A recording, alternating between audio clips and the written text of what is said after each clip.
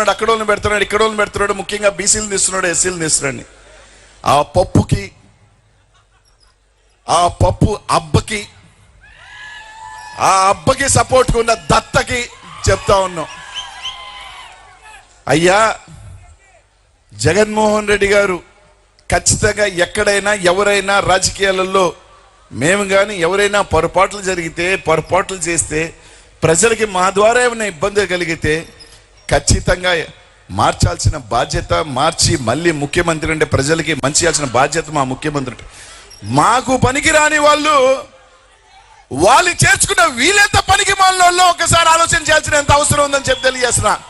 మా జిల్లాలో జగన్మోహన్ రెడ్డి గారు మాకు పనికిరాని ముగ్గురిని తీసేస్తే ఆ ముగ్గురిని వీళ్ళకి పనికి వచ్చి ఆయన పెట్టుకున్నారంటే ఈ పార్టీ ఎంత పనికి మాలిన పార్టీయో ఇంతకన్నా నేను చెప్పాల్సిన అవసరం లేదు.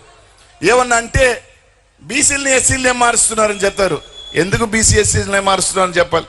చాలా ప్రాంతాల్లో రెడ్లు మార్చున్నారు, కాపులు మార్చున్నారు.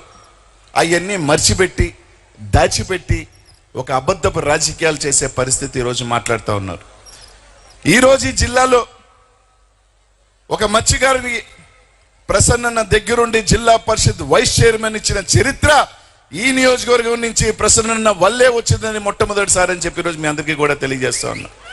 కాబట్టి ఆలోచన చేయండి. మంచి మెజారిటీతో ప్రసన్నను గెలిపించుకోవాల్సిన బాధ్యత మీ అందరి మీద ఉంది. ఏ చిన్న అశ్రద్ధ వద్దు, అందరం కలిసిగట్టుగా పనిచేస్తాం. మా జిల్లాలో ఎవరెవరిని చెప్పినప్పటికీ, ఎవరు ఎన్ని కారుకూతలు కూర్చున్నప్పటికీ ఏమీ కాదు. ఈ జిల్లా వైసీపీ అడ్డా, జగన్ అన్న అడ్డా.